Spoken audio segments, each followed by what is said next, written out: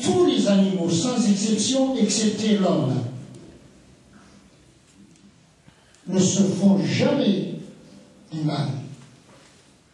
Ils se défendent et ils ne se permettent pas d'aller au-delà de la défense. Et souvent, nous sommes injustes à l'égard de ces animaux lorsqu'on dit d'un humain, regardez, il est comme un animal. Dans plusieurs cas, je pense qu'il serait juste de dire cet animal est comme un humain.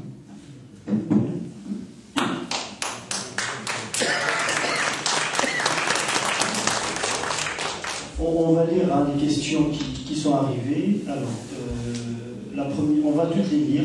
Voilà, comme ça. Alors, ça y est, donc ça c'est très bien, c'est fait.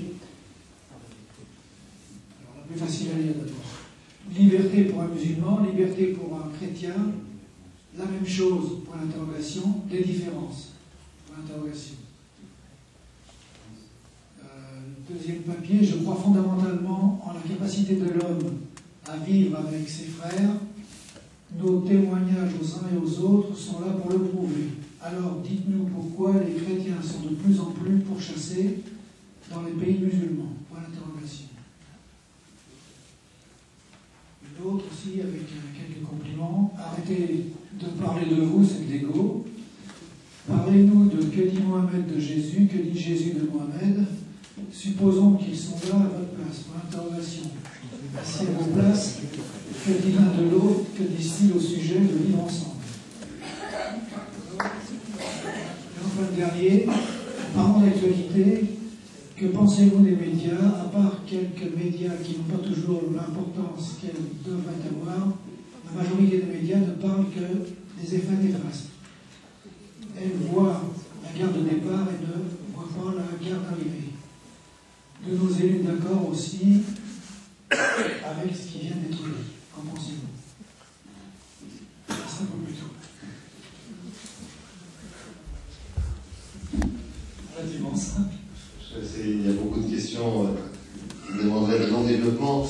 Peut-être quelque chose concernant puisque c'est une question qui a été évoquée, qu'on entend maintenant souvent en France, la question de la situation des chrétiens dans les pays musulmans. Alors je crois qu'il faut réaliser qu'il y a plusieurs types de chrétiens, on pourrait dire, dans les pays musulmans. Il y a des sociétés musulmanes où la présence chrétienne est très très très ancienne. Et c'est particulièrement vrai de toute une partie du monde arabe. Puisque vous le savez, des régions comme la Syrie, comme l'Égypte, comme la Palestine, comme, j'en oublie, une partie de l'Irak, de la Mésopotamie, ont eu parmi les premières communautés chrétiennes. On peut presque dire, souvent on dit le christianisme. Il est né en Palestine, après il s'est développé très vite dans l'Empire romain autour de la Méditerranée, mais il s'est développé aussi dans ces pays-là. Et au IIe siècle de notre ère commune, il y a des chrétientés importantes, y compris en Iran, il y a des chrétientés importantes, en Éthiopie bien sûr, etc. Donc ça, ce sont les très anciennes communautés chrétiennes. Et ces anciennes communautés chrétiennes, quand l'islam s'est développé, alors certaines sont passées à l'islam, je pense par exemple une grande partie de la Syrie est devenue musulmane presque du jour au lendemain. Et certainement parce que au début de l'islam, les gens ne faisaient pas beaucoup la différence entre le christianisme et l'islam. On est passé assez facilement. Il y a des chrétiens, des communautés chrétiennes qui ont duré à travers les siècles. En Syrie, encore, en Palestine, à une époque, il y avait 10% des Palestiniens qui étaient chrétiens. En Égypte, on parle de 6-7 millions de Coptes. Et alors, pendant des siècles, dans ces pays-là, les chrétiens et les musulmans ont vécu ensemble. Je ne dirais pas que c'était tous les jours parfait, mais ils ont vécu ensemble et l'attitude générale des savants musulmans, c'était d'appeler au respect des chrétiens.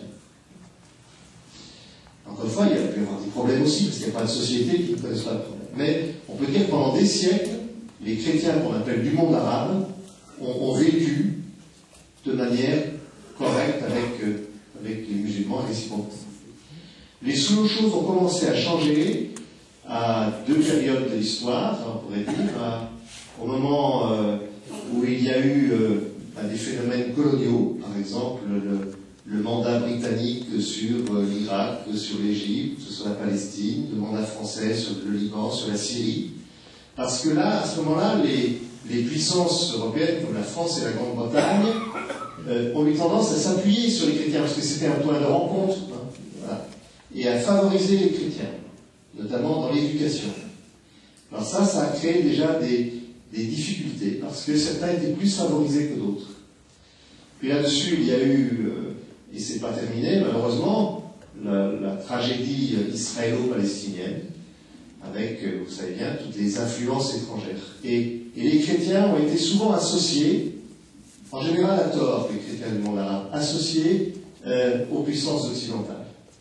Et donc c'est vrai qu'il y a eu des phénomènes de méfiance à leur égard. Mais en même temps, il faut savoir aussi que les puissances occidentales n'ont pas été claires. Par exemple, les États-Unis ont tout fait pour que les chrétiens disent « nous sommes menacés » et pour qu'ils partent, ils ont favorisé, et encore aujourd'hui. L'Amérique, par exemple, favorise beaucoup le départ des chrétiens du monde arabe. Ces dernières années, la communauté chrétienne d'Irak a été divisée en deux. Et les gens sont partis parce qu'on les a aussi aidés à partir. Et ça, c'est catastrophique.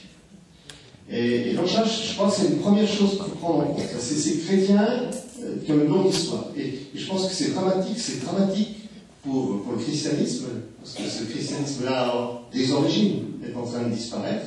Mais c'est dramatique aussi, je crois, pour les sociétés musulmanes, qui, c'était une partie d'elles-mêmes importante. C'était une partie de toutes ces sociétés, de l'Égypte, de l'Irak, de la Palestine. Je pense que c'est une grosse mutilation de perdre ces chrétiens. Puis il y a une autre catégorie. Donc il y avait des églises, notamment l'église catholique a été très importante évidemment, à l'époque de colonisation en Algérie, l'église réformée est présente aussi.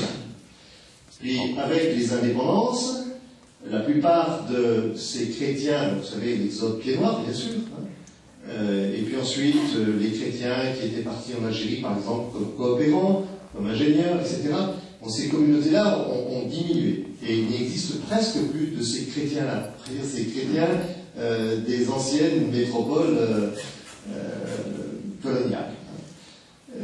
Alors maintenant, on a de nouveaux chrétiens de cette manière qui arrivent. Ce sont des mouvements, surtout des mouvements évangéliques, qui interviennent dans les sociétés musulmanes. Et parfois avec un certain succès dans certains lieux. Et là, il y a des phénomènes de rejet importants. Ça crée des situations difficiles, que ce soit en Algérie ou au Maroc. On peut avoir des approches différentes de cette situation-là. Mais en tout cas, ce qui est objectif, c'est que ça crée des situations difficiles. Et que là, il y a des problèmes. Enfin, c'est vrai qu'il y a eu des expulsions de pasteurs, il y a eu... mais je crois qu'il faut bien avoir cette diversité, ne pas dire les chrétiens de manière générale. Je crois que c'est surtout lié à la période historique que nous vivons. Et moi, encore une fois, ça m'attriste beaucoup. Et je pense qu'aujourd'hui, quand on travaille ici en France au dialogue islamo-chrétien, on doit essayer aussi d'avoir une solidarité avec ceux qui, en Syrie, en Palestine, en Égypte, travaillent pour le vivre ensemble, parce qu'il y en a aussi. Il faut aussi se dire ça. C'est que dans les pays arabes, il y a aussi des musulmans qui défendent les chrétiens. Je pense que c'est important de le savoir. Là, vous avez excellemment résumé la situation. Je voudrais juste vous dire un exemple. La ville qui a été honorée d'être le lieu de la naissance de Jésus-Christ est désertée par ses habitants chrétiens.